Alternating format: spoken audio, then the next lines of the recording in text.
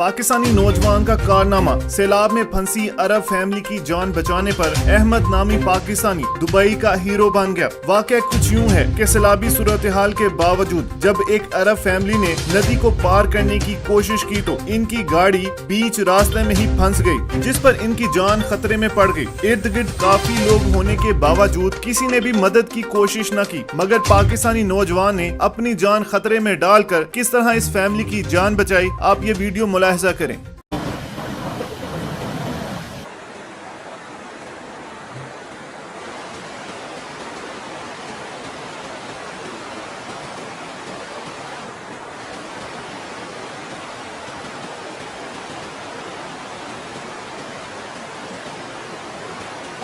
I've got it.